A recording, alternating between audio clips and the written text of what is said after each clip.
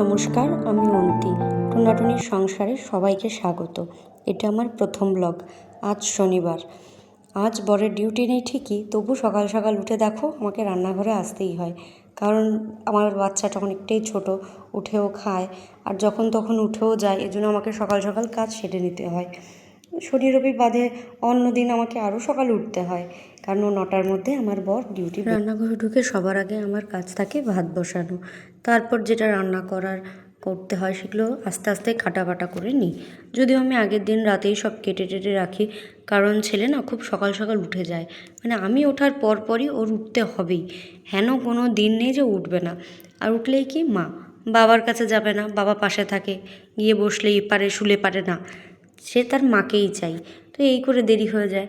যদিও কালকে আমার আর কাটাকুটি কিছুই হয়নি, কারণ কালকে আমাদের নেমন্তন্ন ছিল মামির ঘরে।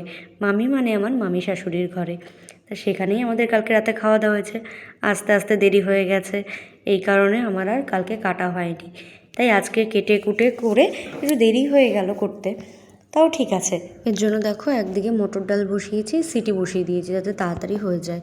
আর আমি মটর ডাল খুলে না প্রেশারেই দিই। আর এদিকে একটু চা বসিয়েছি। আমার একটু চা খাওয়ার অভ্যেস আছে, আমি দুধ চা খাই। আমার আবার চা ভালো লাগে না, তাই ওইদিকে একটু চা বসিয়েছি। চা হতে হতে আমি এদিকে রান্নার জোগাড়টা করে ফেলি, আর চা খেতে খেতে রান্না করি। এতে আমার চাও খাওয়া হয়ে যায় আর রান্নাও হয়ে যায়। আর আমার বর কিন্তু কোনো চাটা কিছু খায় না, আমি একাই খাই। আমার চা খাওয়ার কোনো পার্টনার নেই, আমি সকালেও একা খাই, বিকেলেও একা খাই। আমার বর অত চা ভালোবাসে না। আর এদিক দিয়ে দেখো ছেলের জন্য দুধ জাল বসিয়ে দিয়েছি। আর দুধ জাল বসিয়ে দিতে দিতেই বাবু উঠে গেছেন ঘুম থেকে। বললাম না, আমি ওঠার পরই বাবুকে উঠতেই হবে। আর উঠে উনি কিছুতেই বিছানায় থাকবেন না, আর যদি থাকে তো ফোনের খুব নেশা, তাকে ফোন দিতে হবে। বসে বসে স্পাইডারম্যান দেখবে আর মারামারি শিখবে। এখন কি করলো, এখন হচ্ছে মার কোলে উঠে বসে থাকতে হবে। আর ও আমার কোলে উঠে সবাইকে গুড মর্নিং দিচ্ছে। এবার এখানে কান্না করছে কেন জানো তো? কান্না করছে, ওই ঘুম থেকে উঠে ও অ্যাপেল খাবে, ওর এখন অ্যাপেল লাগবে। তাই আমাকে এখন অ্যাপেল দিতেই হবে, কারণ প্রচণ্ড জেদ করে। দেখো ওই ঘরে চলে গেছে কাঁদতে কাঁদতে, যে আমি কেটে দেবো ও হাসতে হাসতে বসে বসে ঠিক খেয়ে নেবে। এই যে আমি কেটে এনে দিয়েছি, এখন তিনি বসে বসে কুটুর কুটুর করে আপেল খাবে। ভীষণ জেদ, কমাতে হবে, কিন্তু ছোট তো, অনেক বকি, কিন্তু কিছু করার নেই, শোনে না। আর এদিক দিয়ে ডালের জন্য উচ্ছেটা কেটে নিচ্ছি। ওই যে বললাম উচ্ছে দিয়ে আজকে মটর ডাল রান্না করব, আজ নিরামিষ শনিবার। আর ভাবছি আলু পটল দিয়ে সোয়াবিন দিয়ে একটা তরকারি করব, আর করব একটু চাটনি। এই আজকের মেনু, আর রাতে যদি কিছু করার হয় করে নেব। এটা হচ্ছে সকাল আর দুপুরেরই, কারণ শনিবারের খাবার না থাকলে পরের দিন আর খেতে ইচ্ছা করে না। ওদিকে ভাতটাও প্রায় হয়ে এসছে, আর ডালটাও আমার সেদ্ধ হয়ে গেছে। আমি এখন উচ্ছে দিয়ে দিয়েছি, এখন উচ্ছে দিয়ে আরেকটা সিটি দেবো। সিটি হয়ে গেলে আমি ফোড়ন দিয়ে দেবো। উচ্ছে দিয়ে ডাল করো আমাকে জানিও, আর কে কে শনিবার নিরামিষ খাও সেটাও আমাকে জানিও। জানো তো, আগে না বিয়ের আগে বা আমার বাপের বাড়িতে আমি কখনো ওই শনি মঙ্গল বলে কোনো নিরামিষ খাইনি, মানে ছিল না, এখনও নেই। তবে যেহেতু জামাই নিরামিষ খায়, সেজন্য জামাই গেলে নিরামিষ রান্না করতে হয়। তাছাড়া নিরামিষ না। বিয়ের পর শ্বশুরবাড়ি এসে আমার নিরামিষ খাওয়া প্রথম ভারী সমস্যা হতো, ভারী খারাপ লাগতো, খেতে ইচ্ছা করতো না, খেতে পারতাম না। এখন অভ্যেস হয়ে গেছে। যদিও এখন আমি বাপের বাড়ি গেলে আমি মাছ টাছ সবই খাই, কিন্তু শ্বশুরবাড়ি থাকলে নিরামিষ করতে হয়। আর ওই যে বললাম আলু পটল করবো, তার জন্য আলু পটল কেটে নিচ্ছি।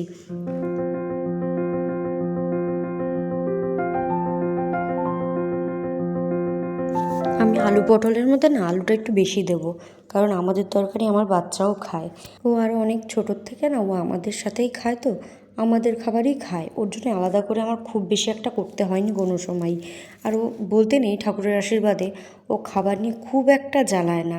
আসলে ও সবসময় ওর বউ আর ওর দাদানের কাছে থাকে, তো ওর দাদান আর ওর বউই ওকে খাবার শিখিয়ে দিয়েছে। এখন দেখো আমার ডালটা সেদ্ধ হয়ে গেছে, আমি ডালটা এবার ফোড়ন দেবো।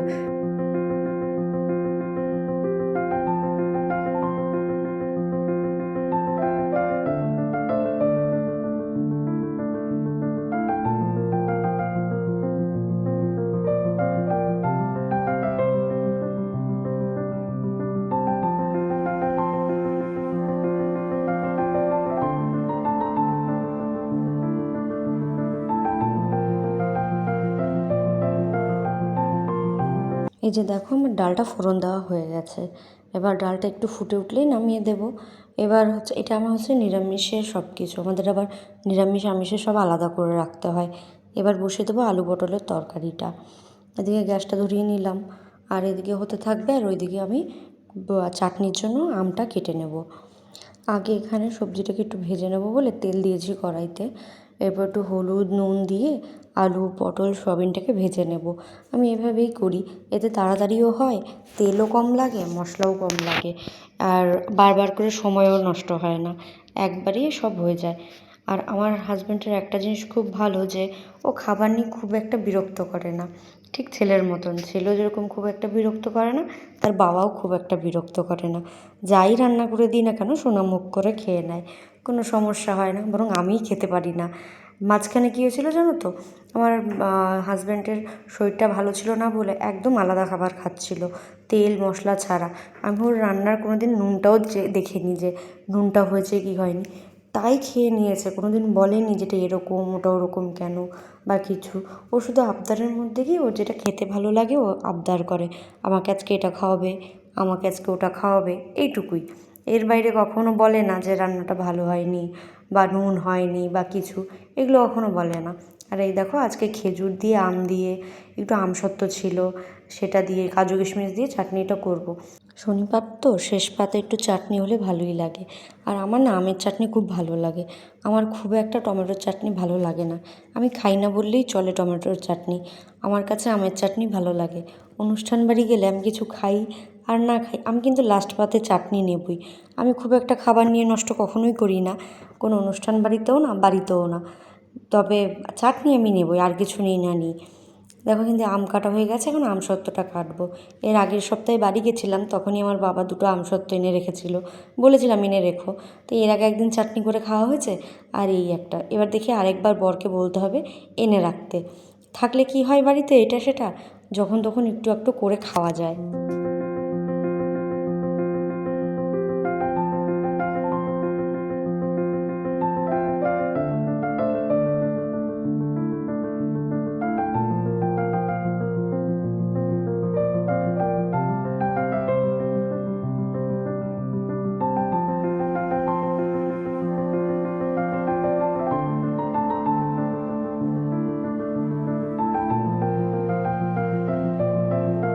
এদিকে আলু পটলের মশলাটাও কষানো হয়ে যাচ্ছে, পাশের গ্যাস ফাঁকা রয়েছে, ওইদিকে চাটনিটাও বসিয়ে দিয়েছি যাতে তাড়াতাড়ি হয়ে যায়।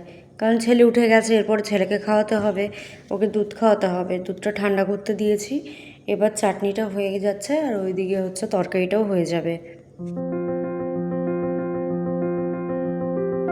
ওই যে আমার রান্না প্রায় শেষের পথে, আর ওই বাবা আর ছেলে চলে এসছে, ওরা নিচে গেছিলো একটুখানি, এখন চলে এসছে। বাবা যেদিকে ছেলে সেদিকে দিয়ে, আমার চাটনিটাও হয়ে গেছে, এবার ওদের খেতে দেবো।